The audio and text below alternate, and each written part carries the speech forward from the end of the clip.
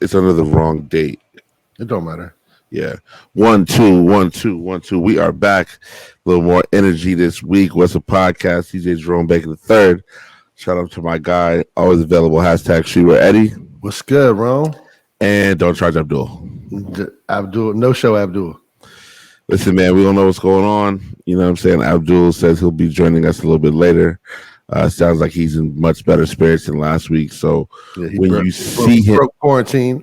Yeah, when you see him and or hear him, then you know he's in the building. Do remember to check out What's the Podcast, where you listen to all your podcasts, Apple Podcasts, Spotify, and YouTube.com / at What's the Podcast 8716, I believe is the YouTube address. So obviously we're here.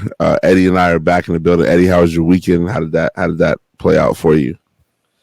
What did I do this weekend? I went to the gun show out in Virginia. Didn't buy anything, obviously, because I live in DC, but one of my homies lives out that way. Went up, caught up, had lunch with him. The gun show happened to be going on, so we stepped up in there, checked out some crazy shit, nothing major. And then Sunday, I just chilled. I don't be doing much. You know, I'm not in the streets too much these weekends, Jerome. Yeah, no. The streets were very, very busy this past weekend. Streets are too wild out here for me, man. Yeah, DC streets, man, you really got to keep your head on a swivel. It is very, very, very unsafe out here in Washington, D.C. at the moment. And it's just your best bet is just to be safe. As Raekwon said, keep your eyes open on your wallet in your front pocket because it is very, very real. I mean, it's different for me. You go out and make money. You know what I mean? Like you're working. So for me, I'm on the other side. It's just like I mean, they've had incidents at restaurants. Yeah, carjackings like crazy. Your best bet is to stay out of the mix. I can believe it can only get worse. I saw some footage from a CVS today. That CVS looked like it got ransacked. Matter of fact, it's the CVS on 14th and Irving. You know what I'm saying? So the city's in a really weird spot, man. It's about to get cold this weekend. I know the high is only like 62. Oh, really? On Sunday, yeah. So want some hoodies and scullies and that Arc'teryx. I mean, if you gotta be safe with the arc on, though, you don't want these kids to start going for it. I don't think they know about the arcs like that. I think they're still caught up on North Faces and Helly Hansons. I don't think they're up on the arcs.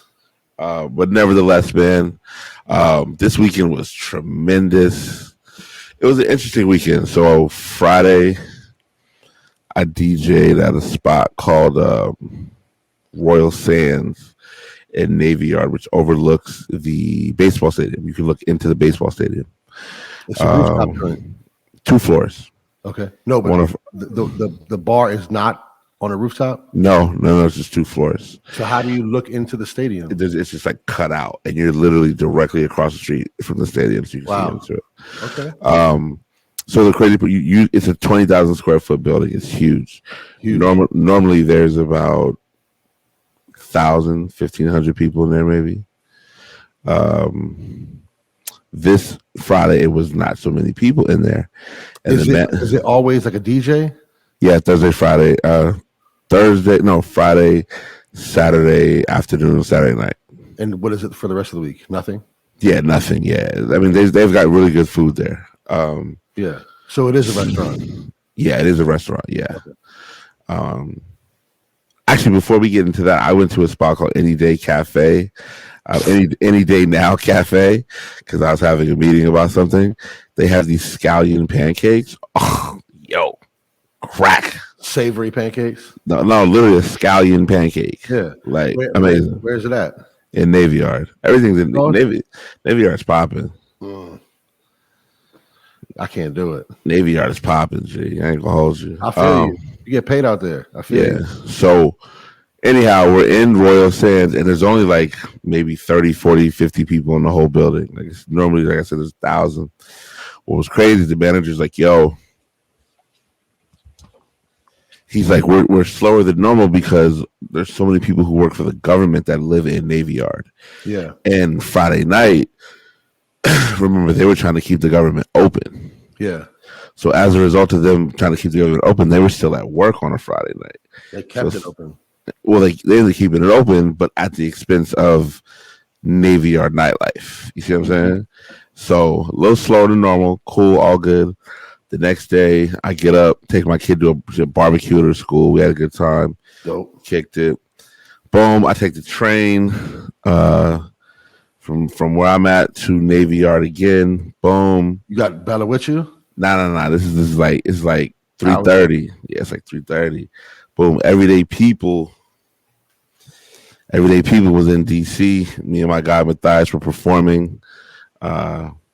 We put up the video yesterday. The video is currently on the Darla Nikki. On the What's a Podcast Instagram story. That was one of the illest parties to ever hit DC. Wow. Just incredible. Everything you were interested in, could be interested in, could imagine was there. Wow. Every color, shape, size, whatever you like. Great music, great DJs. And if you're familiar with Everyday People, you know they delivered. They came from New York. They delivered. We then went to 18th Street Lounge for the after party. Really good after party. Dancing. Who played the after party? So our homegirl Izzy, who's a young up-and-coming DJ, she opened. Word. My man DJ Nobi out of Richmond, he opened. Because, ESL has 2 floors. Yep. So they both opened. And you guys have both floors now, right? Yeah. Well, for this night, we were able to get both floors. Mm-hmm. From that, and then we just had the Everything Nice DJs, myself and Matthias. It's a good night, solid night. And then Sunday, I DJ'd at Culture, which we talked about before, the old Big Chief. Yep. There was District Running Collective, who's a black running collective out of DC. Female? No, it's everybody, men and women. Okay. It was their 10-year anniversary. Mm-hmm. So they called on me to get down. I go to Dewdrop before. You play a lot of their parties, right? Yeah, I do play a lot of their parties there. So I went to Dewdrop before because I'm DJing Dewdrop this upcoming Sunday. So I just want to show some support. My man Pay was playing. Want to check him out. Cool. How was that? Dewdrop was solid. It was solid. You know what I'm saying? It was getting there. It was a little later start than normal. Weather was great. Yeah. Boom. Who do I see at Dewdrop? Everybody's favorite Big Kev from Parkdale. You know what I'm saying? My man Uncle Scooty. And he's just like, yo, what you about to do? I said, I got to go play over at Culture. And he was like, you drinking? I said, if you go with me, I'll have a drink with you. Cool. We mob over there. And then, it was funny because we got there like 10. I wasn't on till 11:30. So we're just chilling. And was it like a regular party, or was it just for the Run Club? It was like the conclusion of their anniversary weekend. But open to the public. You can buy tickets. Oh, you could buy tickets. Yeah. So boom. What did I do? We got there at 10. I'm on 11:30. It's cool. We're having a good time. So my guy Pierre was there. He had done all the visuals. He went crazy on the visuals. Shout out to Pierre. And then I destroyed that party, like straight up and down. Like Scooty's a little turned up. He's like, man, Rome, you got to kill him. They got this. They had the opener. The man DJ Shindig. He played early. He played a great set. A lot of high energy. He was dancing in the booth and feeling good about his set. And do you ever dance in the booth? I mean, you've known me for a very long time. I think you know the answer to that. I want the people to know. Does Jerome get dancy and jump around in the booth? Again, Eddie's known me for a very long time, and I don't know if I've ever danced in front of Eddie, period, let alone in the DJ booth. But no, I do not. But Shindig was feeling good. He's feeling his set.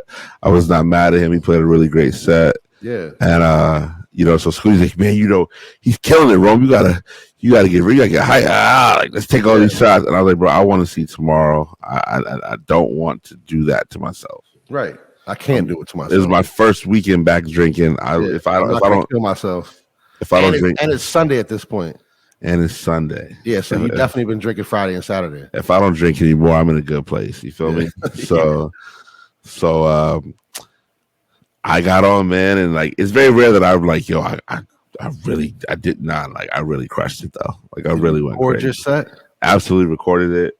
I'm actually gonna put it out tomorrow as I prepare for this trip to the West Coast. Do you give the Run Club like send it to them type shit? Like, nah, just once I upload it's in public. It's public. Yeah. So I actually recorded my Everyday People set too. So I'm waiting to see how that works out. Just yours or yours and Matthias's? So you guys go back and forth? Yeah, but like for this particular one, we just went like we had an hour and a half set, and I saw how focused he was, and I saw where he wanted to be. So I just said, bro, I'm gonna do the first 45. You take the latter half, and he absolutely crushed it as well. So, so the district running collective part, I like I said, I very rarely be like, I went crazy. Yeah, I bodied. That's right. You know what I'm saying? So, and I like it when there's other DJs. I love it when there's other DJs around. It's like everybody always gives me my props and says Romeo, but I like it when it's like when they're like, yeah, the hype is real. Yeah. Especially when like people were like hyping him up like before you got on, like we gotta do something. Like yeah, when you got Scooty in your ear and like and like you said it yourself, he was killing it. Yeah, he was killing it, but again, the hype is real. Like the hype is well earned. You know what I mean? Like I am nobody's. The room speaks for itself. There you go. Like the room. The rate is earned. You feel what I'm saying? The rate is earned. So weekend was tremendous. This upcoming weekend is going to be great. We got I think I'm actually off on a Thursday. Gig got canceled. Friday, touchdown, LA, spot called Adults Only Bar. Oh shit, you be in LA tomorrow? Yeah. Saturday, I'm actually doing the wedding of the woman who you hired me at BuzzFeed 10 years ago. So that's a quick one though. I said it's only like 3 hours, I think. In LA? In LA. Good for you. And then there's a party called Donovan's Yard out there. I think you're probably familiar with it. So I'm done at like 10 or 11. Have the homies pick me up straight from the wedding, change the clothes with me, and we go straight to Donovan's Yard. You got your whole fucking itinerary already. Yeah, because I'm right back on at 6 a.m. or right back to DC. You know what I'm saying? Yo, that's how you get sick, dog. Nah, I mean, I ain't gonna hold you. Like, I ain't gonna hold you. That's always been my plan though, because like I get that window seat. I don't see nothing. Yeah, but that's like 2 times like you can't even. Your body don't even adjust to the time zone. Nah, I'm adjust because after that first gig, that 2 o'clocker. Saturday afternoon, I'm not doing nothing. Saturday morning, I'm resting. I'm in the bed. You know what I mean? Yeah. So then Sunday night we got Dewdrop. Right back. Monday's a holiday. You feel what I'm saying? What's Monday? Indigenous Peoples Day. Word. So I got Monday just to cold relax, grocery shop and relax. That's all we're gonna do. You feel what I'm saying? So shout out to the weekend. It was solid. It will be solid. You know what I'm saying? Prayers for safe travels. All that's appreciated. Episode 226, Sicko Mode. And our many, many list of topics to speak about tonight. You know what I'm saying? Obviously, something that hits, kind of locally, I want to say is, and we want to give, I don't think anybody passed away. So, but we still want to say a big shout out in our prayers to students, faculty, alumni, workers, everybody at Morgan State University in Baltimore. There was a shooting. So I believe the shooting was Tuesday night. 4 kids were actually shot on campus. Everyone between the ages of 18 and 22. The shooter has still not been identified. We live in a social media era, so there were kids who were taking video of their rooms getting busted, their room doors getting busted down by the SWAT. Like it's all over TikTok. You know what I'm saying? Which is crazy. Yeah, I mean, did they think somebody shot somebody from the out inside the dorm or something? I have no idea. I think they just were like, we need to check all possibilities, right? And so unfortunately, that happened. But again, I know it was the worst part about it's homecoming week at Morgan State. At Morgan State, so there's obviously no good time for this to happen. I don't want people to say we're doing that. No, but this is the absolute worst time. Yeah, but like there's a lot of homecoming activities. Crazy, man.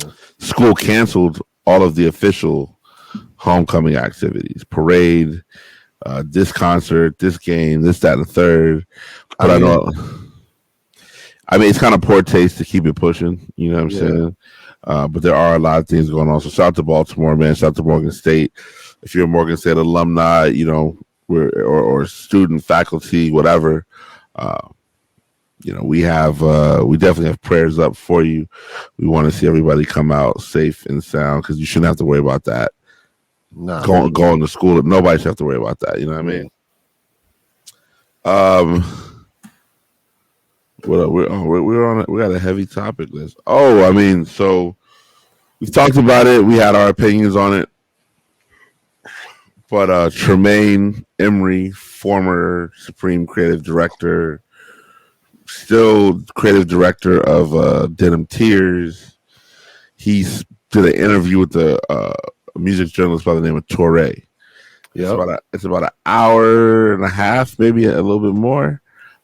Basically explaining his side of things to Torre. I haven't gotten all the way through it,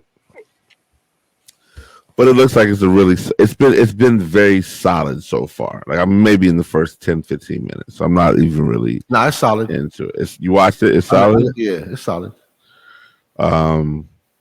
So what does he do? He just kind of speaks on everything? He speaks on everything and like even more shit that you don't even know yet. You know what I mean? Like he just speaks on everything, like all the shit that happened in the office of Supreme and like just everything, man.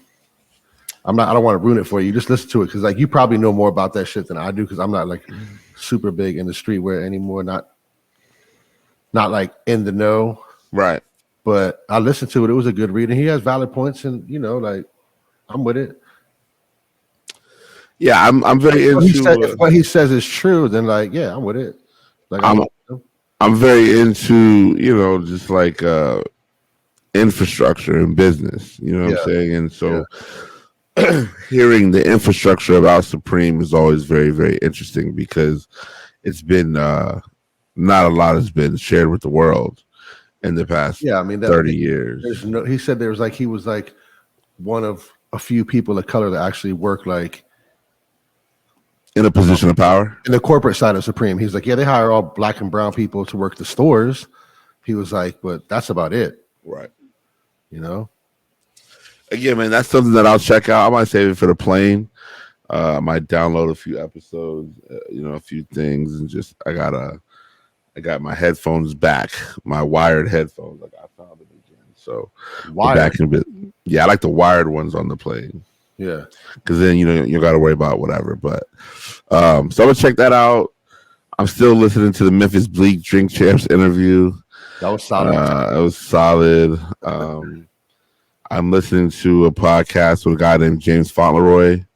He's like a super ill music producer. He wrote like Suit and Tie with Timberlake, a bunch of Rihanna stuff. So he's he's like incredible musician, artist, rapper, whatever you guys want to call him. So he's songwriter, supreme, like amazing dude. Yeah.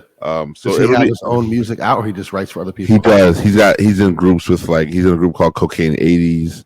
He does a lot of stuff with Terrace Martin, who's a lot of those guys help kind of craft some of those Kendrick albums, and they've got their own group as well. So they're just like extremely talented musicians from LA. So the news for today. So today is Wednesday, October 4th. We apologize. We're actually supposed to be live tonight from our homie Pierre's studio, but we had to postpone that to a later date. But the news today dropped, speaking of streetwear, that Atmos, which is a chain, a Foot Locker owned streetwear imprint. Well, it wasn't always, was it? No, it was not. It was not. I was going to say.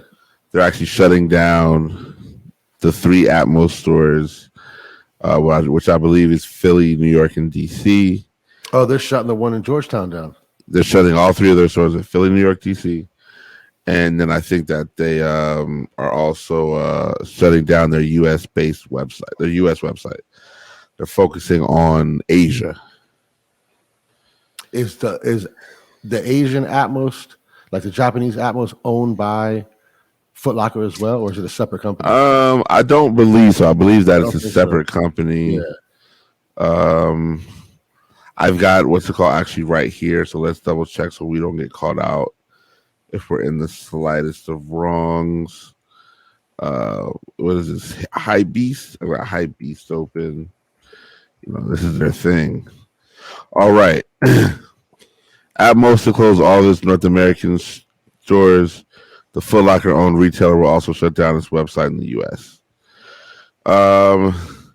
Tokyo bred footwear retailer Atmos on Wednesday announced plans to close its 3 North American stores.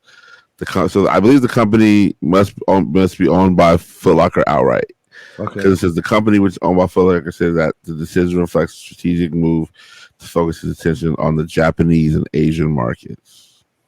So they're staying open in the Japanese and Asian markets. Yeah, and well, so I think what I've been reading is that a lot of attention is being placed on South Korea.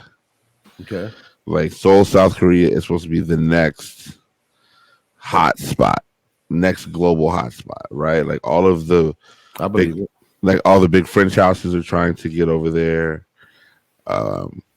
You know, I've seen some TikTok stuff about how they had some really good fashion shows over there and stuff like that. So, you know, maybe they said, listen, man, these 3 U.S. stores aren't getting it done. Nike isn't getting it done for us in the States anymore. Yeah. We need to shift our focus, and shifting the focus, I mean, it's closing the stores. Yeah, you know what I'm saying? So I think it's time that people figure it out and they just, you know. So did the store in Georgetown close yet? This just got announced today. Oh. So Atmos, in August of 2021, Foot Locker purchased the company in a deal valued at $1.1 billion. Notably, Atmos accounted for $360 million of that figure. So they have a goal of trying to achieve a $9.5 billion. Reveal the company's 4-part strategy to achieve $9.5 billion USD in sales by 2026, with Atmos providing a platform for innovation in Japan. In August, however, the company reported a 9.9% decrease in sales for the second quarter. Wow. And Atmos specifically saw a 10% decline in composite sales during the same period. So it sounds like they were bleeding money, basically.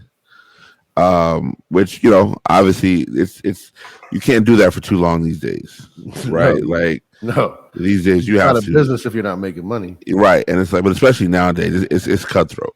Like you can't rob Peter to pay Paul. You have to make money first, all day, every day, baby. You feel what I'm saying? Paul wants his money up front now. Talk to me. You know what I mean? So. We'll see, man. Atmos, I mean, that just leaves DC with Commonwealth somewhere and Ama Manier.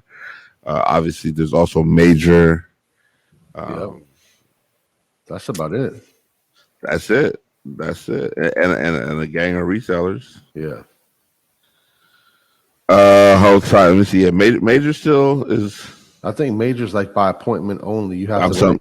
I'm looking at their website right now. It says Major is open by appointment only. Yeah. Please make an appointment for a time slot between 11 a.m. and 5 p.m. Monday through Thursday, 11 and 6 Friday and Saturday.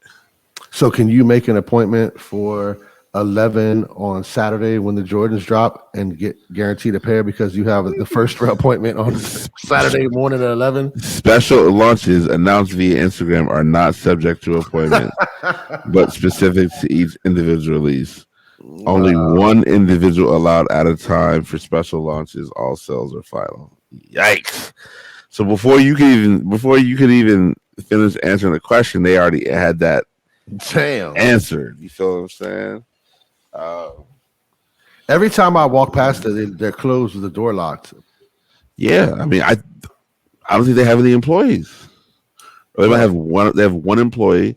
I don't think they do. I think Ducky and his son and his wife work there. I think him and his kids work there because his kids are older now. His kid's like 17. That's crazy. Yeah, and I could be wrong. No, you're right. Yeah, you're right. But I mean, that's crazy. I mean, if it works for you, it works for you. I've never enjoyed walking into a business and they lock the door behind you. Like it just screams stereotyping and profiling, right? And so even when they do it at black spots, even Monier does it. Yeah. But I never want to go into a place. Monier, I think it's like 1-to-1, like one person per salesperson in there. Like you have to be with somebody. Like, what happens if you walk in there with like your cousin, or you walk in there with a bird or something like that? It's not going. Yeah, I mean, then you gotta. Yeah, I mean, you gotta wait. I'm good. Like, me too. But I mean, that's just crazy. You know what I'm saying? And I think that a lot of people, I think that just leaves a wide open lane for Commonwealth and for somewhere. Yeah. Like, let's get it. Now, here's the illest development of the day. Earlier this week, next to Commonwealth there's a Madewell men's store. Madewell is like a J. Crew offshoot that started with women, but they've now gotten into men's heavy focus on denim. Okay. Madewell earlier this week gets a shipment, and they put it on their website of the Asics Gel Cayeno 14s. Like the bangers that everybody wanted, that everybody wears. Yep. They got them in the window at Madewell. Did they sell out? I don't know if they sold out because they were very hesitant. I believe Silent Tom actually was the one that told them to put it in the window. They have a program. So part of their Madewell men's website, they have a sub program on there called brand labels we love. Yep. Jason does that too. Okay, so then with this, under the labels we love tab, they've got all of these. They've got like, let's say 25 different brands. One of them being Asics. It's actually not on the website right now. But they've got Carhartt Whip, Clark. So I don't know if that means they can pick up New Balance. I don't know if that means they can pick up these products from these brands and put them in their store. But I think it does. Yeah. Because they got the hottest Asics. I got them.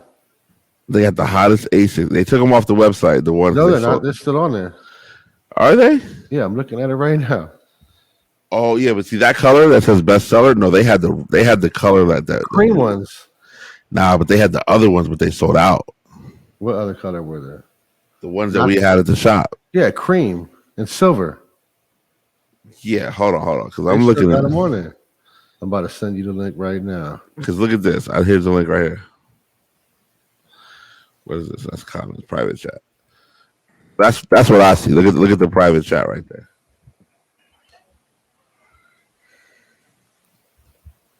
Let me see.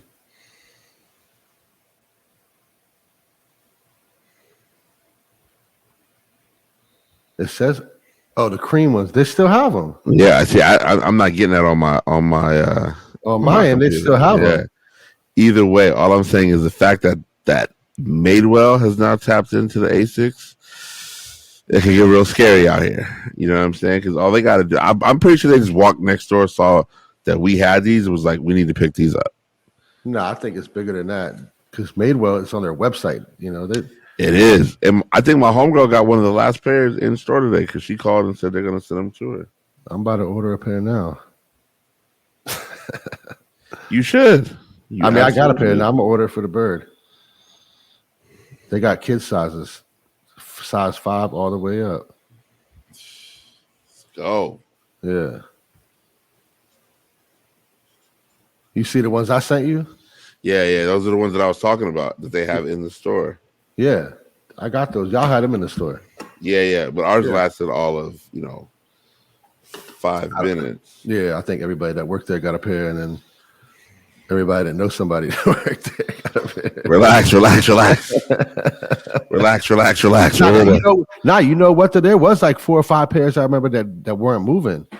Yeah, we had a few pairs that was sitting. Like You know what I'm size, yeah, saying? the crazy sizes too, like 10.5. It was sitting. Yeah, we had. You know what I'm saying? We're there for the people. No doubt. Listen, I just proposed a new drop method for all the You're hot sneakers. Hold on, before we get to Abdul, I just proposed a new drop method for sneakers now.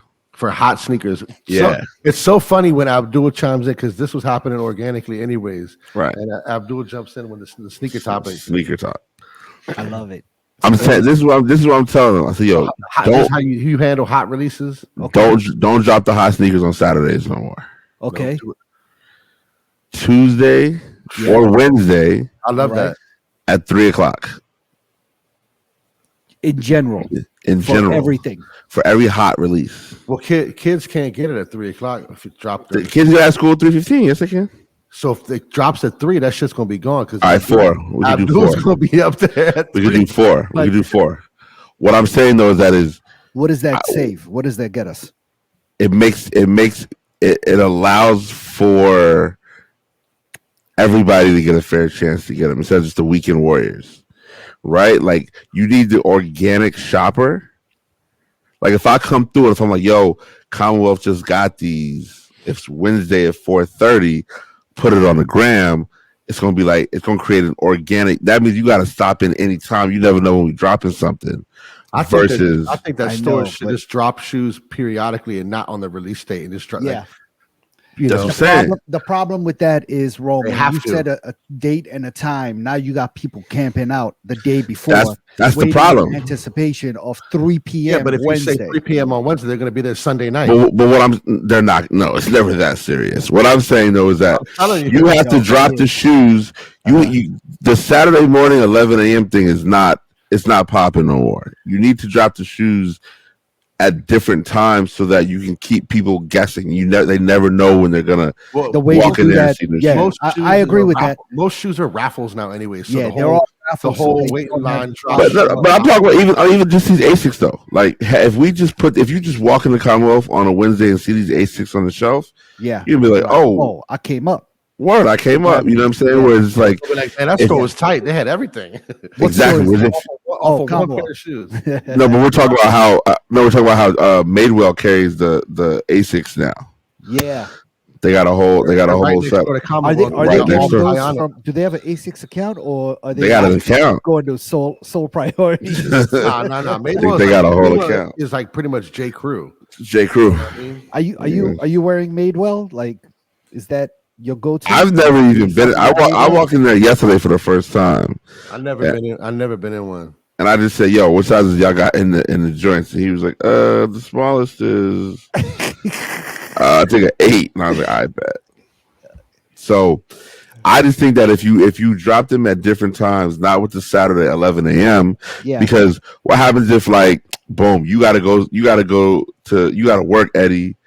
I'm flying to LA and New York, and Abdul, you're driving to. Well, Abdul don't count. He's getting him anyway. Don't worry about that.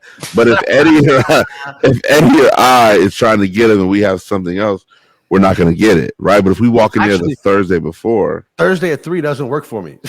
I'm at work. Right? Now you're taking out the 9 to 5, the 22-year-old who just graduated from college and his first job at a 9 to 5. It's not a perfect solution. Try to leave. It's not a perfect solution, right? I do like what you said about just randomly dropping it without anything. So I think the way it works is if you are getting a shoe, Nike has a set date that's the release date for their retailers. I'm not even going to announce that I'm getting them. I think that's what needs to happen. Nobody announced them. I would put you just be like, yo, they're out. Yeah. And maybe once you put them out, they're out. If 100 people show up at once, you're like, nah, bro, we sold out already. Yeah. That's what I would say. What was my man's name who owned the skate shop out in Fair Oaks Mall and all that? Greg from Active Edge. Not Active Edge, but after that it was Elite Board Shop. And then yep. Yo, as soon as they came in, they put them out. Yeah. That was it. Yeah.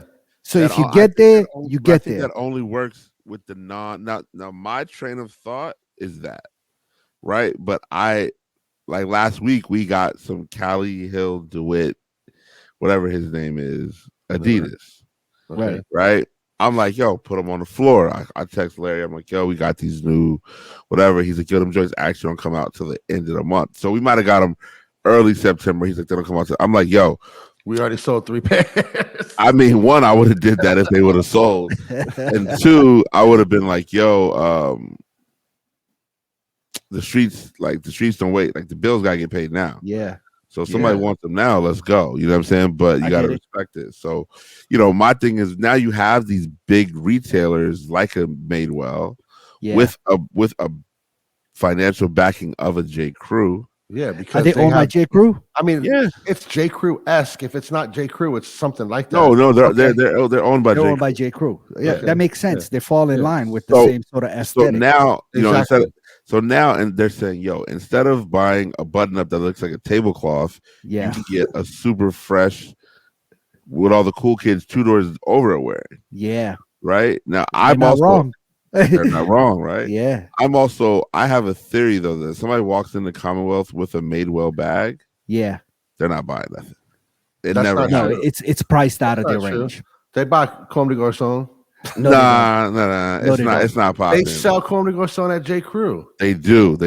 But again, that's their. But Madewell is a different customer. It might not be the J. Crew. That Madewell customer is wild corny. Like it's wild corny. The one on 14th Street. I don't know the customer. I'm there, bro. It's 14th Street, like colonizer corny. Yes.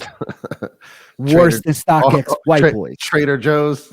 Listen, my homeboy had the best description. He said they are a gentrify and chill crowd. You know what I'm saying? Like that's their situation. You feel what I'm saying? That's Navy Yard, dog. That's why.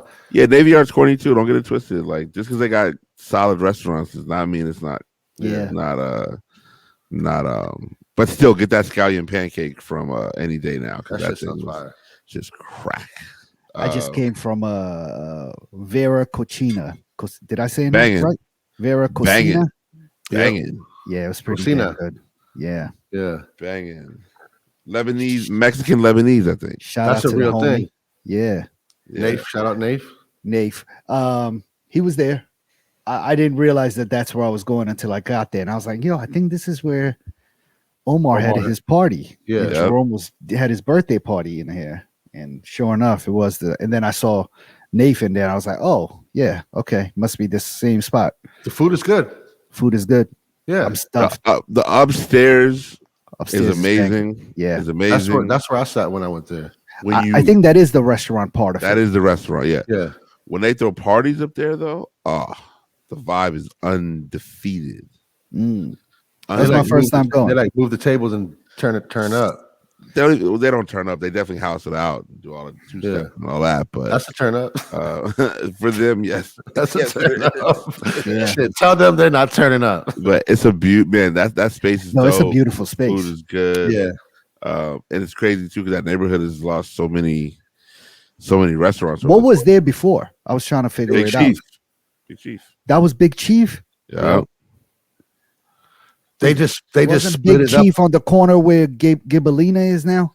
No. Okay. Big Chief just had it. They split it up differently than Big Chief did. They laid it out better. Yeah. It's a beautiful spot. Big Chief did not look as impressive as this. Maybe that's why I was thrown off. I mean, I DJed there Sunday night, and it's tremendous. Even Culture, which was the auto shop that was next to it. Yeah, that was amazing. You know what I mean? So he shared some financials at one point in time, and they spent a lot of money, and that's why he's in there on a Wednesday night making sure everybody's food experience is great too, because they're trying to make that money back. That's his family spot, because I think that might be somebody that could have been like his sister or something. Maybe like I know another DJ that invested in there as well, so. You know what I'm saying? I think him and Katona are like best friends or really good friends. So Nate and Katona are best friends? Yeah. They're really close. So there's a whole sort of crew of those guys that are all in Heat. DJ Heat's involved and all those guys. You know what I mean? So the Arab connection. Yeah. Yeah, yeah. It just lets me know. You know what I'm saying? Like, you got to box everybody out sometimes. And just go. They getting A-Rap money, dog. They getting A-Rap money. You got. You know what I'm saying? Like, you got to box everybody out. Just, hey, listen, I'm going straight down the line of my people. You know what I'm saying? And I get it.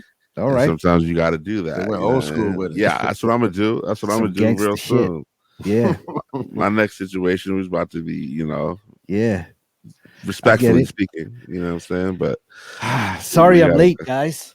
I was at this. I completely forgot.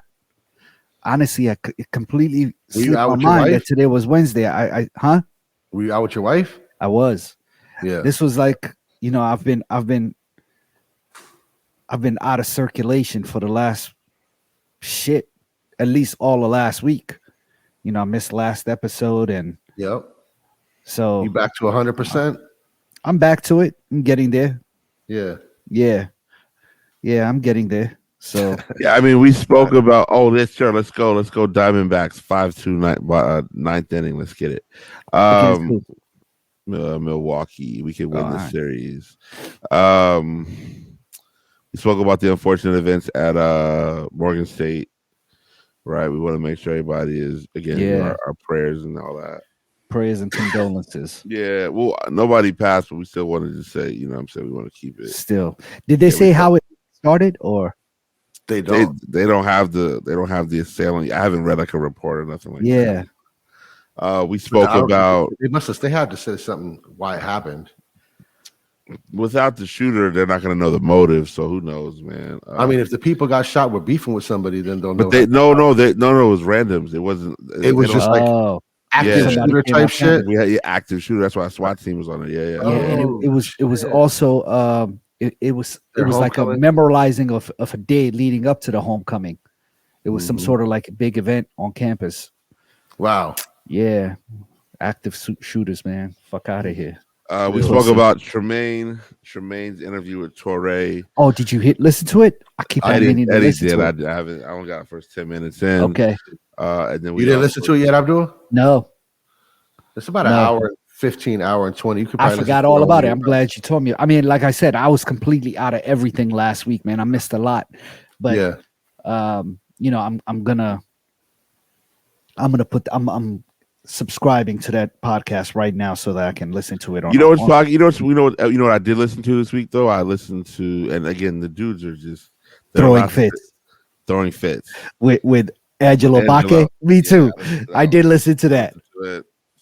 And again, man, I'm going straight. No disrespect, respectfully speaking, but I'm going straight black on my next few projects. Pause. And, because I just want to say random recklessness that they've toned it down a little bit. They used to be wild out. I mean, you heard of what they interviewed somebody. It was crazy. Scar. I've only heard Scar and this one. No. You gotta. I'm not a listener. Their previous catalog is crazy. Yeah, they wild out. You know what I'm saying? They had Diplo that was wild because it was 3 white dudes up there. It's pretty insane. My god! All 3 of them are white. There's both of the hosts. Two of them are white, and then Diplo. Yeah. So it was all 3 of them. Oh shit! I didn't realize they were all white. The 2 hosts. Oh yeah, the dude's name is like Lawrence Schlosselman or something. Jesus Christ! No, I'm dead serious. That's his last name. It's like Schlosselman or something. And then like the other dudes, whatever. He might be a person of color though. Actually, I don't know. He sounds white though, so it is. I need to look him up. I want to see what they look like. They definitely do sound white, but I was curious. I was like, I wonder if it's just a POC that just talks white, or if they are indeed both white. One of the dudes definitely sounds super white. Shoshelman. Yeah, that's probably him, Shoshelman. So if you look at now, the one guy's a little brown. One guy could be Latino. What are you on? You're on their thing? Their Instagram? Let me see here. Throwing fits. I think one of them is Latino. Yeah, definitely one of it. It definitely hit. He's either Asian or Latino. Ethnic looking. Nah, he's Spanish. His Instagram name is Dr. Taco. So he's that could also be another form of appropriation. Definitely. He looks like he could be an Asian Latino. You know what I mean? Like Filipino. He's a Filipino. A Pinoy.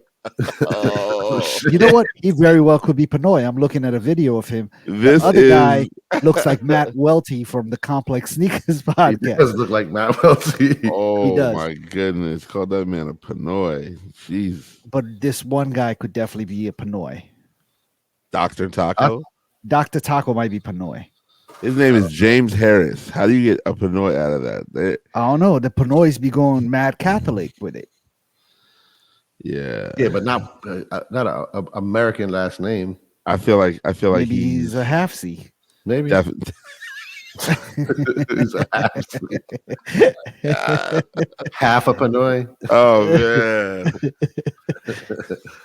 The white guy does look like Matt Welty, though. I'm telling you, that man's name is Lawrence Schlosselman, bro. Like, let's get it. The white guy's name is Lawrence Schlosselman. Yeah.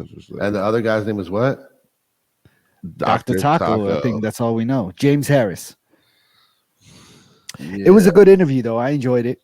Yeah, no. It was a good interview. Both of the conversations I've heard of their interviews, the one with Scar as well as this one with Angelo was I mean, it was good info for one, and two, I mean, they're funny and they carry on a conversation. It looks like they know a lot about that industry that they talk about.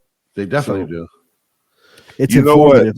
You know what I find interesting is where a lot of this sort of new New York energy is taking place is this. It's a micro neighborhood is what they're calling it.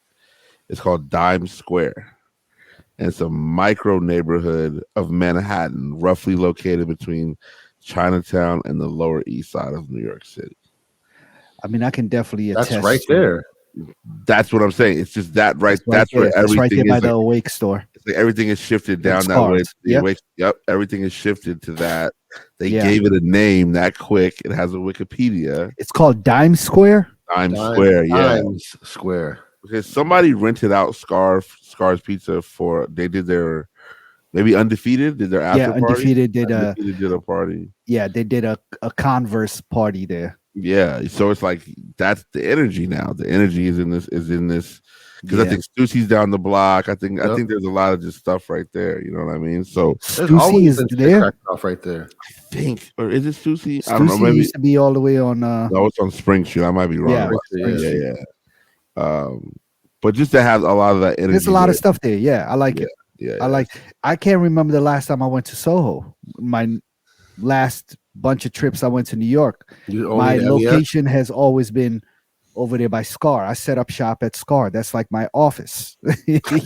I mean, you just don't, it's like your priorities have changed probably, right? Yeah. And so it's like making that Supreme run, making that. I've not been to this new Supreme store. I haven't been either. Bowery. Wow, you haven't been there? There's a line for one, and I'm not that interested in copping Supreme where I'm willing to dedicate 2 hours of my 2-day trip or 1-day trip in New York. One day trip. Yeah, right. I'm not going to do it. They might not even have what you're looking for in your size. Might not even have what I'm going to look for. Waited for 2 hours. I'm good. Yeah, I would prefer to just pay extra and buy it and resell if it's something that I do want. Did either one of y'all get the speaking of Supreme, get the MF Doom green hoodie? No. We got him though. We got offered our guy at Chasen at Soul Priorities was like, yo, whatever sizes y'all need, we got you. We actually just never followed up. We never followed up. Well, I mean, I'm not trying to spend $800 on a Supreme hoodie, dog. That's how much it's going for? I mean, I don't know, probably. No, I don't think so. I should look it up. I don't have the bread to go over retail. Actually, I don't even got the bread for retail. Keeping it real. I'm sure you could trade something up. I'm sure I could do a million things. I'm sure if I really wanted to drop the bread on it, I could. I don't want to. Man, there's even a Bon Appetit article about Dime Square. I've never heard of this. I've heard of some of them refer to it as that. I mean, I feel like that's something probably new. I think the one person whose story needs to be told, which we should probably do it before anybody else, truth be told. Mm-hmm. But once the New York fashion blogs get on it, it's over. But somebody's gonna have to get that interview with Barr. Because Barr, you know what? Barr has been on throwing fits. Well, even now he's turned up even more now though. With Bar Brown. The mixtape thing that just dropped. Wait, he's on a mixtape? He's doing some Biggie thing, right? There's a website, blog, Instagram called Up North Trips. Yes, of course. They just dropped a book about New York mid 80s to mid 90s mixtapes out of New York City, and Bar consulted on the project. That sounds like right up his alley. Good idea. Okay. Oh yes, he's up his alley for sure. You know what I'm saying? And then you have just the stuff, the Biggie stuff that he was talking about today. I missed that. Crazy. I missed today. I mean, it's on story. You'll be able to. Okay. But he's just. I feel like he's one of those guys that's gonna really. He's having a nice late career renaissance. Yeah. You know what I mean? I think he spoke with Undefeated, consulted on them about the new shop. So he's still in. I guess he's on the Undefeated payroll. He's working with Undefeated. Even as we speak. So you know, I feel like his story is the next one that's going to need to be told, right? Because or just updated, even not told. Because if you say he's already been on Throwing Fits, then he told a story. But it was a lot. You know what? I just remembered as soon as you said it that was my first introduction to Throwing Fits was Bar having an interview on there, and he posted it on his Instagram that, hey, I'm on Throwing Fits, and it was a long time ago. It might have been like 2 years ago. Wow. And maybe even longer, because it was before the pandemic, and it was when he was still with Concepts at the time, I think. And you know, so he went into that. Concepts in New York still even open? Yeah, the New York I think so. I don't know. Yeah. I don't know, to be honest, but yeah, I think they are. It's not in the Dimes district, so you wouldn't. It's not in it's not in any district. It's kind of away on its own. Yeah, which I think hurt them a lot for sure. Because they're next to the Holland Tunnel of all places. As soon as you come out of the tunnel, you're at Concepts. Yeah. Did you all talk about Atmos closing down? We did. Yeah. Jeez. Louise. Well, we like, again, like there were some company goals. The company was down 9.9%, but Atmos itself. Foot Locker, you mean? So Foot Locker's down 9.9%. Yeah. Atmos itself was down 10%. It just looked like, you know. Oh, they gave out these numbers? Yeah, so it's listed in some article. Hypebeast article. Got it. So like you figure like the Philly store probably isn't moving a ton of stuff like it used to, right? Like no. Right, DC store is kind of just like that rent's crazy, and Nike's not putting out again these super exclusive shoes. Well, Nike's not giving it to them. I think that's what hurt them the most when they went from Atmos, when they went from Ubik to Atmos, they kept getting Tier 0 releases. When they went from Atmos to Foot Locker, they ended up getting shafted. Because now they were in sort of no longer taken into the same classification of a mom and pop or independent boutique, and they kind of went into this big store affiliation, which took them out of getting a lot of the heat product which they would normally have gotten before that. I don't think they anticipated that, and I think that was just a decision made by Nike at some point that, this retailer is no longer, and you're also getting pressure from places like Amamanier, who's already a Tier 0 account, and they're already, probably like, why is Foot Locker getting the same shit that we're supposed to be carrying as a Tier 0 account? Clearly, we're different stores. We're different stores, and so I think they got shafted out of something like that. I'm not saying that happened. I'm just saying I can see Amamanier making that sort of argument, and so. Yeah, man. I think the winner in all of this, was definitely Homeo, who owned Atmos and sold it to Foot Locker for a whopping, what they say, $360 million. Yes, $361 million. Chilling. Yeah, chilling. What Tier 0 accounts are there in DC besides Amamanier? Major? No, not anymore. I don't think they ever were, to be honest. Oh. I think they were maybe back in the day. No, it was at they were never getting tier 0 product. They were getting a lot of quick strike. They've never had tier 0 products. Yeah. So if you're talking about even back in the day, and you're talking about like I'm talking about like, let's just say like Nike Yeezys. Yeah, but that was a quick strike. Nike Yeezys was a quick strike. Even Commonwealth got those. That's when Commonwealth was on fire though. Yeah, right. That was a quick strike. Surprisingly, mad retailers got that shoe. Yeah. So what's a tier 0? At that time, I'm trying to think, would be sort of like a Questlove Air Force One. Nope, that was also a quick strike. If you look at the box, it says QS on it. Yeah, yeah, that's true. Let me see. Maybe what's a good example of a tier 0 release back then? Okay, like the Live Strong Mr. Cartoons. Okay, tier 0. This was a tier 0 release from back in the day. Okay. So it was shops like Shoe Gallery in Miami got these, St. Alfred's in Chicago, Concepts in Boston, Undefeated, and stores like that. Major was not on that list. They never got that sort of product. They've never were those out before Major was open though? What year were those? No, these came out in like 08, 07, something like that. Yeah, I think Major was 06, late. Yeah, Major opened at 06. Late 06. What's like a modern day? These were 2009. Okay. What's like a modern day tier 0 shoe? I mean, Off-White. If you think about the 10 release pack, for example, the 10 collection was the only store in DC that got them.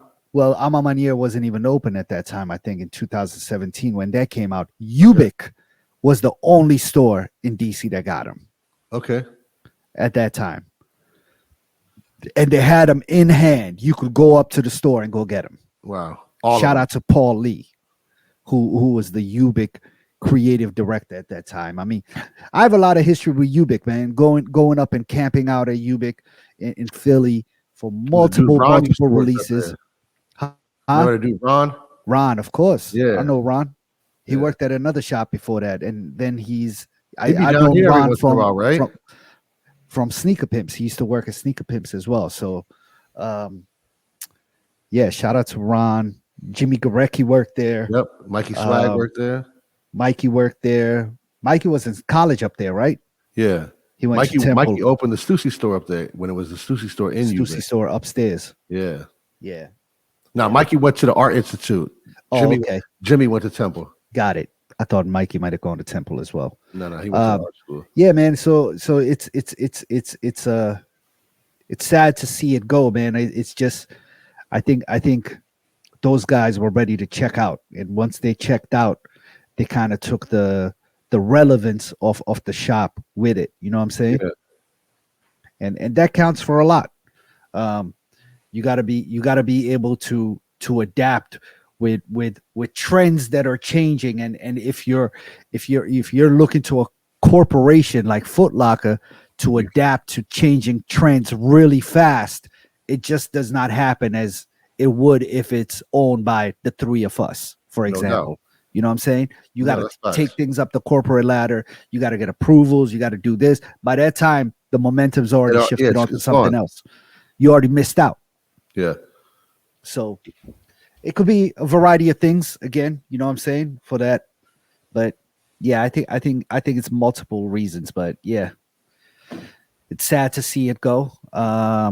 So when I hope they have some good sales. Have a sale. I was gonna say, when's the sale? We need to have a going away sale, dog. You got to plug that still works at the Atmos in Georgetown. I mean, you should text them and be like, "Yo, when's the sale?" I want to be like, "Yo, are you okay?" Sorry, you lost your job. When's the sale? Actually, it's too late to text. I'm gonna text tomorrow. But yeah, I need to holler at him. No doubt. Yeah, damn. Get all that Stone Island. Listen, I mean, it is what it is, though, man. I mean, it's just, yeah, it's how business is, man. Well, Georgetown's a tough neighborhood for that. It's not what it once was. Yeah. They're trying to make it a food destination more so now than shopping. Than shopping. And the shopping's always been kind of weak, but now it's like super weak over there. Like you don't really need to go to Georgetown. Yeah, that was one of the. I would have actually made a trip there this past weekend if I was on my feet, because along with everything that you had going on, Rome, with all the different parties and stuff, I also wanted to check out the night market that Rich and our guys at Home Court had over there by behind the deli. You know what I'm saying? Over there by what's that big deli? Not Cats. Where? On M Street. There's a little Slotsky's? Nah, not that one. That's on Peace. That's on P Street. Yeah. This is Kowski's. right there by the J. Crew store and all that. Oh, by Dean and DeLuca? Dean and DeLuca. There's like a space back there, and they actually had their night market inside and outside. I think it was part of Art All Night or something like that, which was also happening. And I think this was one of the stops in that whole thing. And he had a store.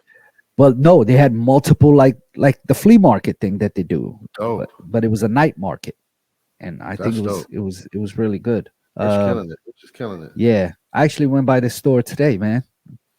What you caught? Shh, I'll tell you all offline. Big things. Yeah, came up. It's all good, man. What's the podcast? Episode 26, aka Sicko Mode. I actually opened like 3 articles about Dime Square now. It's like it was a thing. You're all the way in. I got the Wikipedia open. Yeah, but like the Wikipedia is just Google like Dime Square. There's like a bunch of articles about it, man. It's crazy. Yeah. I mean, you got to give it up to places like that have been there for a long time and kind of help build that whole area. Like Scars. I think Scars is sort of like a cheat code, dog. Like you kind of automatically get a somewhat of a stamp of approval if you kind of get approved by having some sort of event or something like that at Scars. Like I think Undefeated coming in to New York City, a city where they're new to, and then doing an event at Scars is sort of like a stamp of approval from the locals.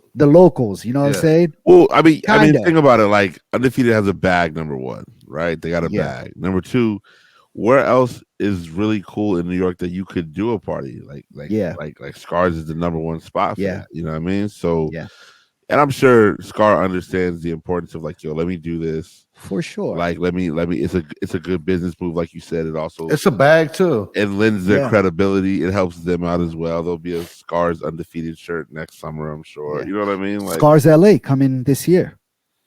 See, I like when places avoid LA. Truth be you can't. No, you can't. Look at ALD. ALD said we're gonna go to London first before we do. You know what I'm saying? Like, I'd rather see Scars Miami. Don't they have one in Japan?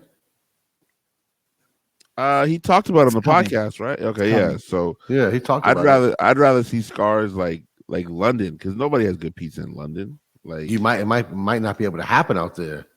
You know? Yeah. I think money talks. You can't get that New York water in London. True. You know what I'm saying? I mean, LA to me, I get why he's going to LA because everybody feels like LA doesn't have good pizza, but it's just like that's what I'm hearing. Yeah, this is probably like a couple good spots. I've heard for a while, but you're right. The water is like really one of the key ingredients. Yeah, and I would just keep it East Coast. You know what I'm saying? Like I would just keep it East Coast. Yeah. Scar. I mean, there's no good pizza in DC. I don't know. I kind of like some of the spots. There's no good like pizza by the slice in DC, but there's 100%. What about Andy's? Have you had? I mean, Andy's is trash. I've never had it. I've never had it. But the name is Andy's by the slice or something like that. I don't think it's trash. I just don't think it's good. You know what I mean? Like it's edible. Anything is edible, bro. No, but it's like way better than like jumbo slice or anything. Zucchini's is kind of fire. Way better than Zucchini's. Zucchini's is trash. Zucchini's is fire, bro. And they got the beef pepperoni. That's trash, dog. Scar Timber. Timber is pretty good. Timber's good. Okay, it's okay. Little Beast is all pretty purpose. good. All purpose is good. I've never been there. Banging. Red light. Red light is fire. Yeah, even though they gentrified it, yes, it is. You can't say that. I don't like when people be like, I'm not saying, but it's not your typical buy the slice pizza. Oh, true. Okay, you know what I'm saying? It's definitely pizza. I'll get the whole pie, and I'll just eat it over 2 days. No, I know. But like when you like Scars, like you can go in there and get 2 slices. Sure. You're good. Yeah, red light. You're not like going to get 2 slices. I'll put it to you this way. If Scar and them were willing to open up a very, very, very small, just buy the slice shop, they would crush it in DC. They should. Like when I say buy the slice, like literally like just a front door open. Exactly. Yeah. Like you're not able to go inside. Yeah. If he just had that and just that makes it even also low overhead. That's cool too. But I'm just talking about if you want to keep it like, yo, it's like, buy the slice, you got to call us 3 days if you're trying to get a whole pie. Like, you know what I'm saying? Because that's it. You know, nobody has great buy the slice. Like Andy's, bro, 3 a.m. I'm saying it's good. It's not great. Yeah, it's good. It's not great. It's so bad. Like night and sober. Sober up at it. All pizza's bad at 3 a.m, dog. Correct. Bad for you. Good to you, but bad for you. Eating anything at 3 a.m. is not good for you. Except for Yums. Even if you eat a fucking granola bar, homie, it's not good for you at 3 a.m. Oh man. What's the podcast? Episode 226. Sicko mode. You've been missing Yums. I have. On our list of topics, we have the boiler room. Boiler room? Boiler room was 2 weeks ago, but did we not talk about it last week? What's the boiler room? Somebody put boiler room. I don't know. I think we talked about that already. Nah, we talked about it last week, so I didn't even talk about it again. And then it has Damian Lillard trade. Yes, Damian Lillard was traded from the Milwaukee Bucks from the Portland Trailblazers to the Milwaukee Bucks. I think it's going to be great for the league. NBA actually starts Monday with preseason games, and then a month for regular games. So I think it's going to be a great season.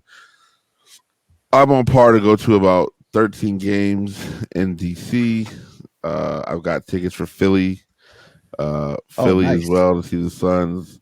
I need to go to a game. I've never been to the Garden for a game, so I would love to go to the Garden. And then pick like a random place to go. Like, let's fly to Indiana or something like that. You know, something like that, or New Orleans or something. So, so NBA season is about to crack off. This Dime Square thing is very interesting to me now because you sucked in. You looking for an apartment? I'm trying to I'm trying to move over there. I would, I would. Jerome's already looking on like Redfin, but I'm trying to figure out. Is it like cheaper than the rest of Manhattan? No, it's wild expensive. No, it's crazy expensive right there, dog. Damn it. But what I'm saying though is like, why? Like, can you get a micro neighborhood in DC? Like, that's what they're considering. So like. Is Mount Pleasant the closest? Every neighborhood in DC is a micro neighborhood, dog. But we're talking. But let's just talk about it in the scheme of like what we're. Mount Pleasant is a micro neighborhood. That's the most micro neighborhood in DC. You think so? I mean, I don't know. Mount Pleasant is like what, like 2.5 blocks. Yeah. Nah, because all them blocks that go towards the park are Mount Pleasant. Kind of. Nah, that's Mount Pleasant. It's still small though. Yeah. You know, I mean, this is dumb small though. Every neighborhood, the intersection of Ludlow, but it's just like they just took like a corner and named it a neighborhood. What's the streets? The intersection of Ludlow and Canal. Yeah, that's where my man used to live right there. Right, that's what I'm saying though. They because there was such a high concentration of like art galleries, skate store. Yeah, restaurants. They just said this is a little micro neighborhood, real quick. Yeah, that used to be. That's pretty much the neighborhood I've been going to in New York forever. Like, that's where you post. That's where you post up at LES. I'm not mad at it. And shout out to my man Crack, who also owns Vault 134, which is the newest store out there. Yeah, I mean, if you think about it, Round 2 was over there, and now they have the new store, which is District 51 or something like that, across the street from the old Round 2. So there's always been a strong presence for sneakers over there. Back in the day, it used to be Reed Space used to be over there. Exactly. Which is now Nort was right around there too. Nort used to be around that way, but I can't remember what the address for Nort was. Nort. Then the new Nort was further up over by on Lafayette. Yeah, exactly. yeah. No, I'm talking about the other one. The old one used to be somewhere over there, but now it's Reed Space used to be over there, and now what's the name of the joint, man? I don't know. I forget the name, man, but it's right there on the corner. You walk in and you can enter on one side of the block and walk out the other side. Isn't that how Reed Space was? That you could they actually have a tier 0 account. I think they kind of bought out Reed Space actually.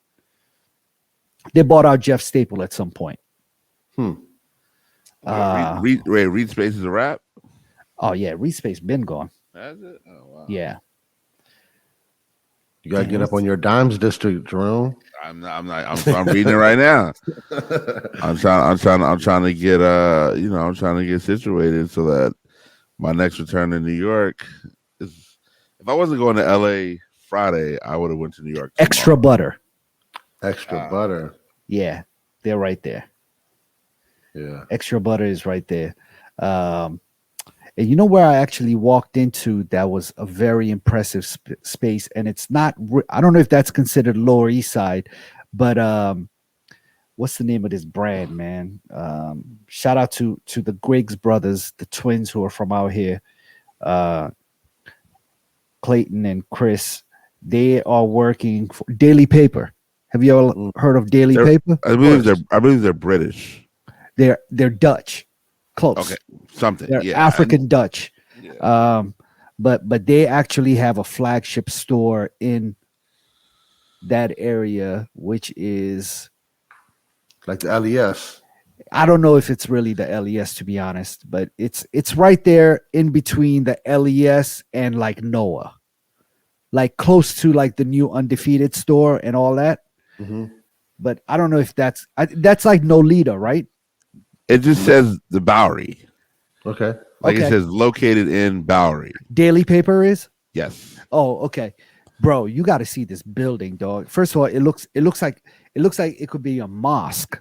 Like it's a massive building, but outside it looks like it could have been a mosque back in the day.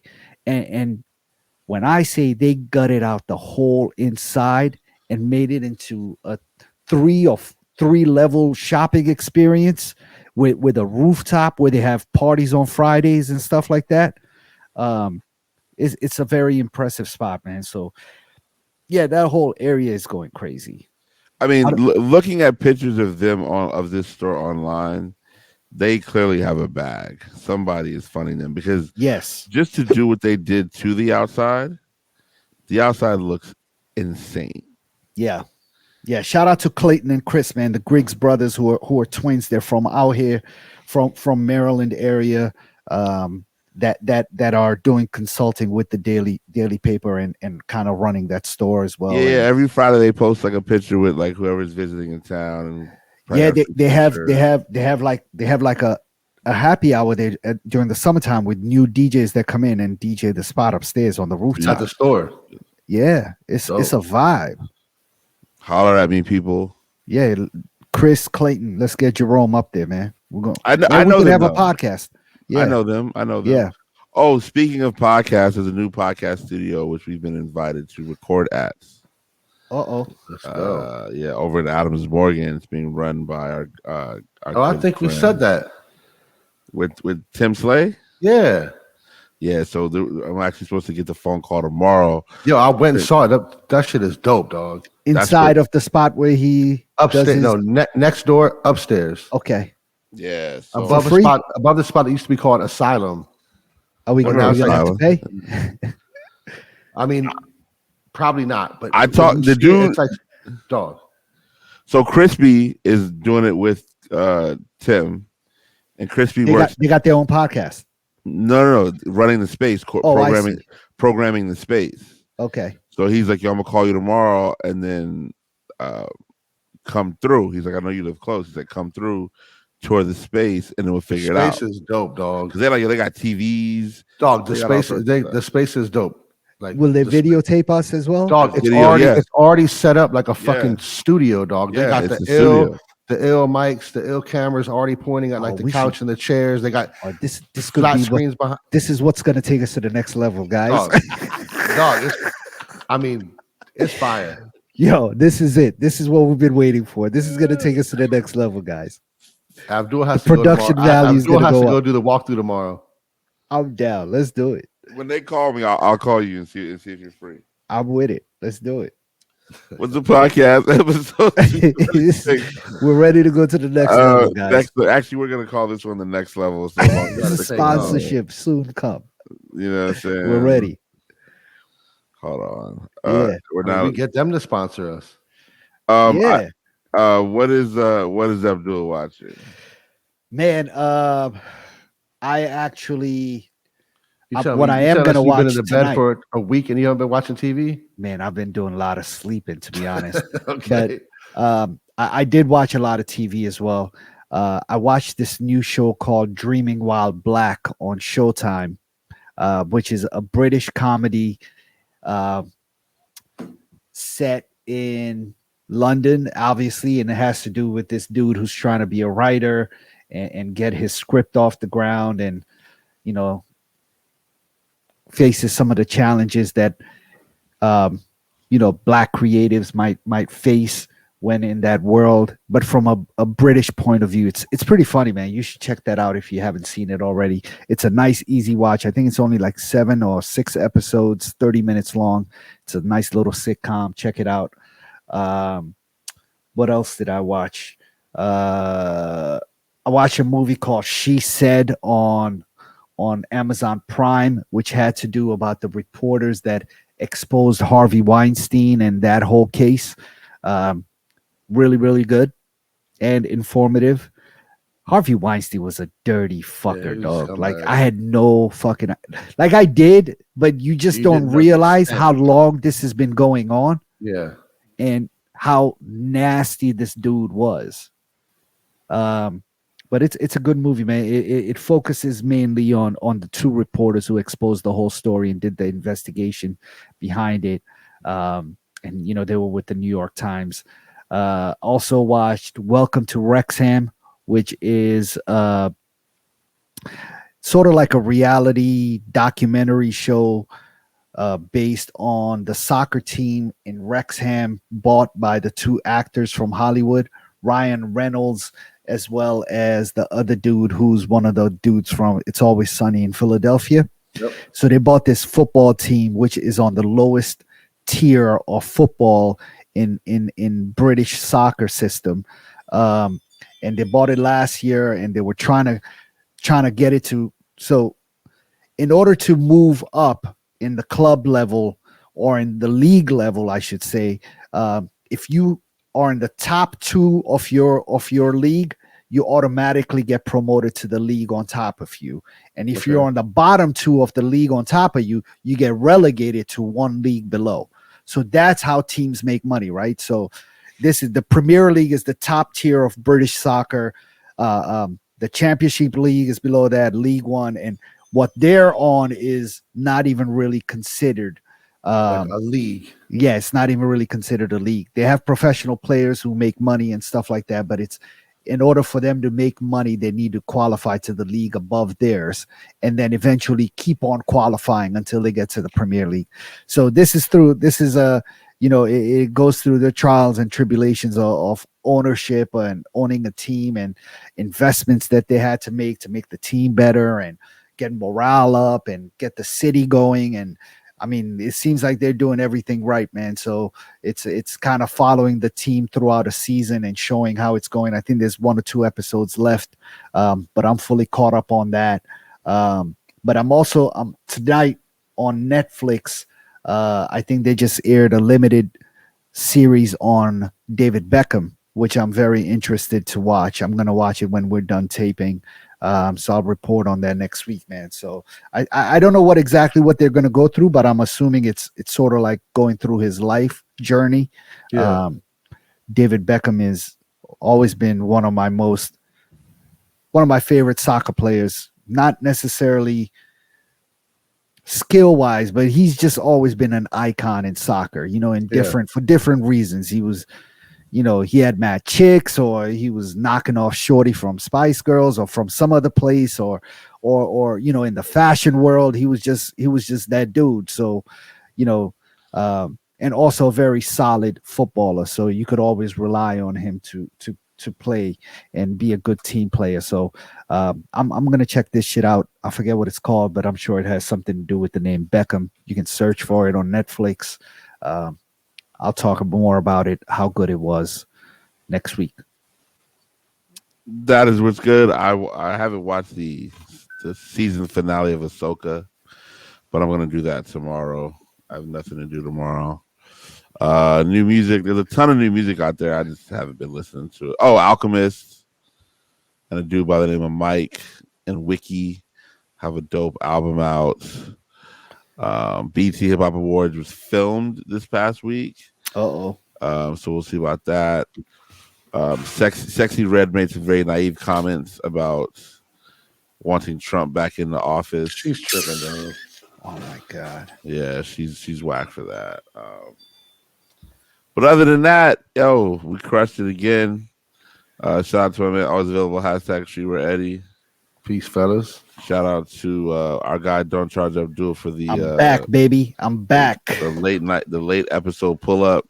Yeah, my fault. If you can find me a 2-bedroom in Dime Square, let me know. There you go. Yeah. Yeah, let's do it. My budget doesn't exceed 28, so let's be nice. Damn, that's a big budget. Pause. Good luck. That's nothing in New York. You can barely get a 1-bedroom for 28. Anyway, God damn. If you got me, get me. And we're out. Peace. Peace.